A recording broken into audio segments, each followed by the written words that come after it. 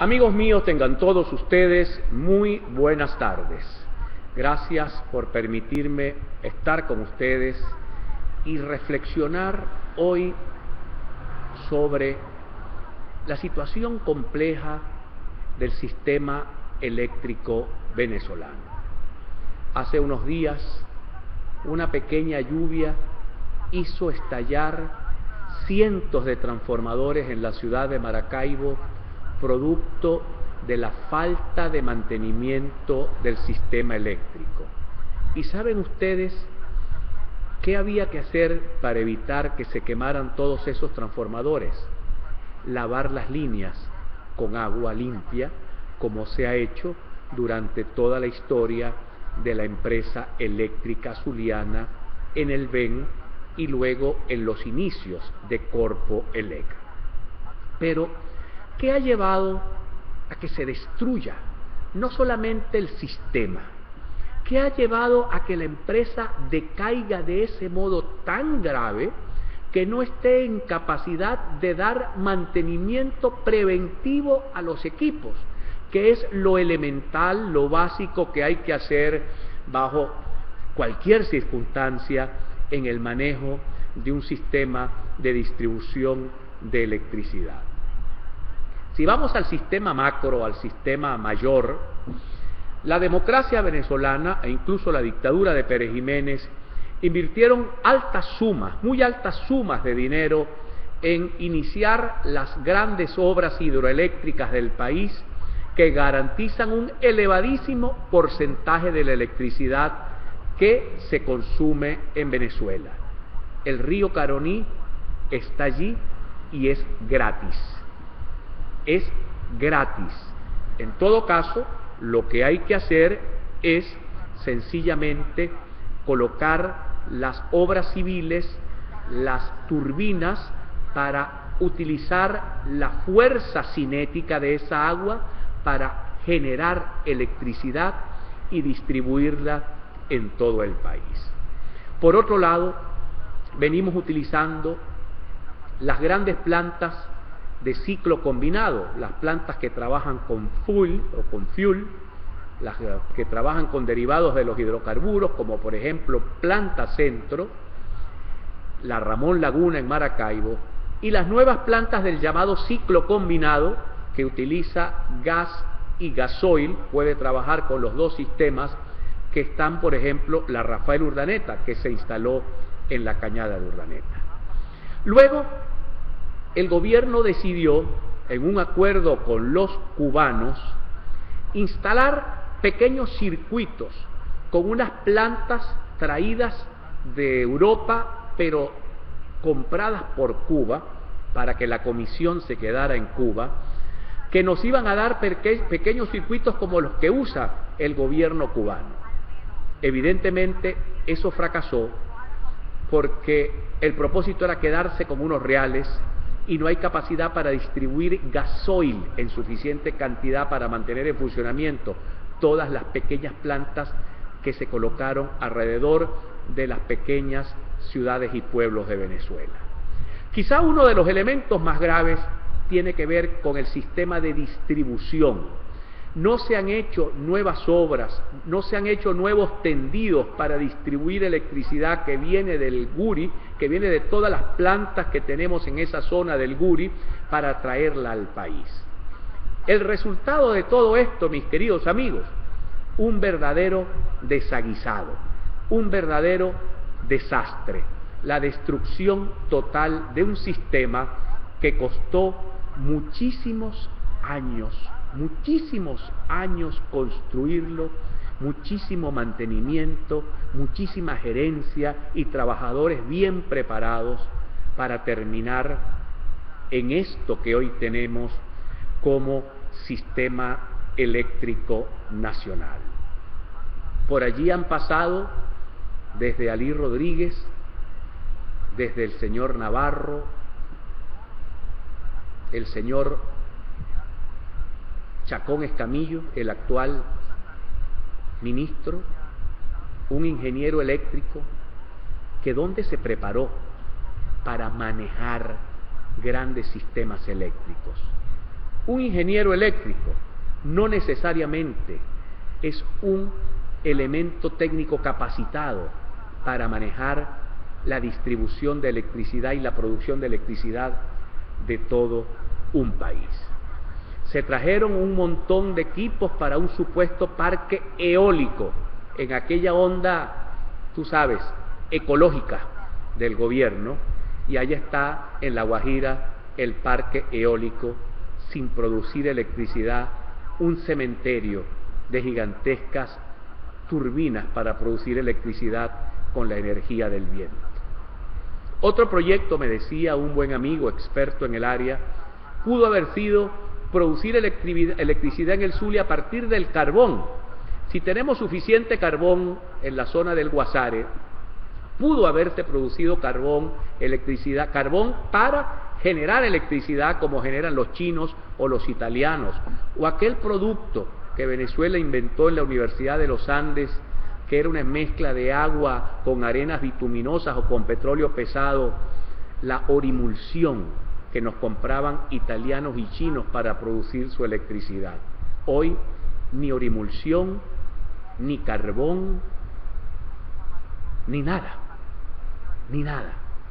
Un sistema eléctrico en el completo abandono, con plantas y generadores comprados de segunda mano para que sirvan para los elementos de la corrupción, que se han metido millones y millones de dólares americanos en robar las arcas de la República, haciendo negocios chimbos en complicidad con quienes compran, porque no es posible vender una cosa vieja, una cosa dañada, una cosa vencida, una cosa usada, si no estás en complicidad con el que te la está comprando, que tiene la responsabilidad de hacer las auditorías y las inspecciones necesarias para garantizar que lo que se está pagando es lo que realmente se compró. Realmente, mis queridos amigos, lo que sucedió la semana pasada en Maracaibo era digno de una pequeña republiquita bananera. Ustedes saben qué son las republiquitas bananeras, esos pequeños países del África o del Caribe que lo único que producen son cambures y que tienen generalmente dictaduras muy férreas de militares brutos y además de militares violadores de los derechos humanos, que se tienen que conformar con ser eso, republiquitas bananeras. Este país, el país con las más importantes reservas petroleras del mundo, el país con una capacidad para hacer y producir hierro, el país con una capacidad para producir acero, para extraer diamantes, extraer oro, bauxita para el aluminio, carbón para procesar acero, para exportar carbón para plantas eléctricas, el país con las mayores potencialidades hidroeléctricas, una de las mayores potencialidades hidroeléctricas de Sudamérica, convertido en un ranchito cayéndosele las tablas, en un pequeño ranchito empobrecido, donde basta una lluviecita para que estallen todos los transformadores y luego la empresa eléctrica te diga que no tiene modo de sustituir el transformador, porque no hay vehículos, ni hay transformadores, ni hay personal, ni hay nada. Da absoluta vergüenza como aquella en otrora empresa que era orgullo de los zulianos, la energía eléctrica de Venezuela en el VEN, haya podido ser destruida por esta especie de comején que todo lo destruye, por esta especie de marabunta, de hormiguero bravo, que todo lo muerde, todo lo acaba porque le quiere sacar el jugo a todo y no quiere construir nada. Uno escucha al señor ministro decir que hay que aumentar la tarifa eléctrica para parar el consumo, porque los zulianos son unos abusivos en el consumo eléctrico.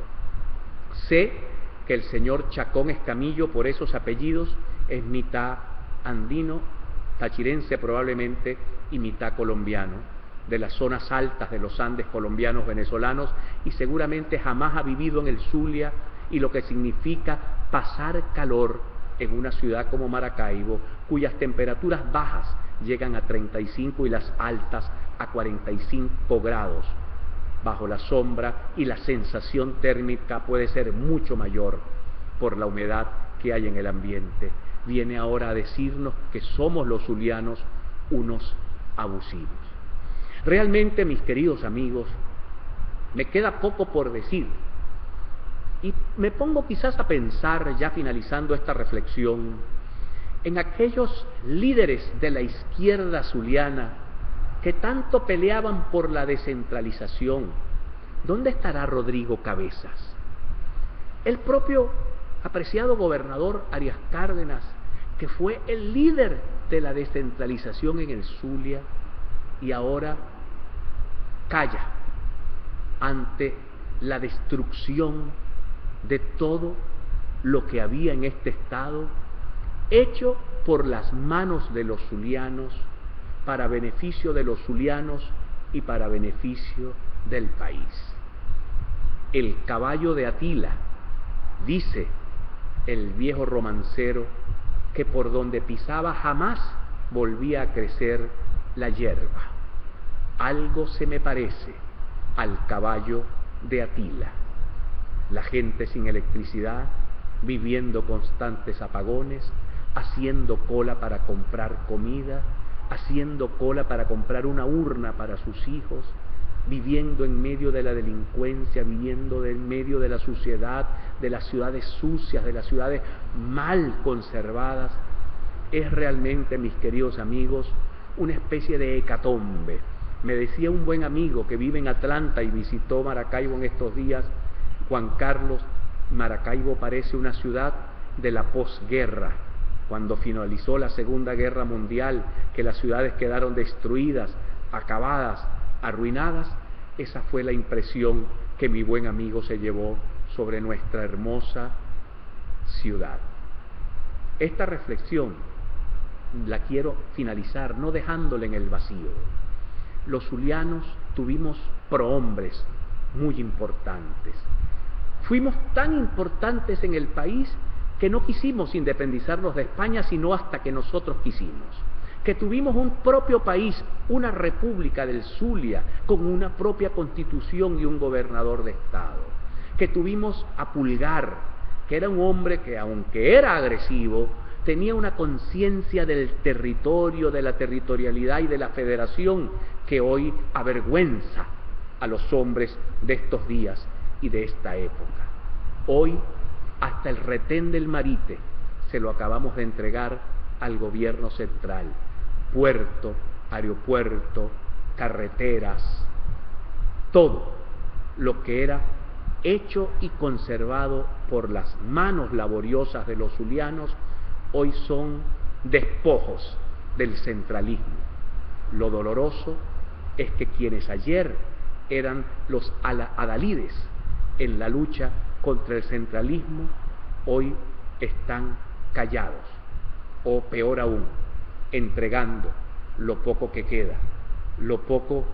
queda de esa herencia de federación, de esa herencia de descentralización que los zulianos le dimos a este país, porque este país tiene elección directa de gobernadores, tiene o pudo haber tenido ley de hacienda pública regional, porque desde el Zulia se dio la lucha, se dio la gran pelea. Hoy el silencio de muchos abruma y causa verdadera vergüenza. Identificamos y ya regresamos.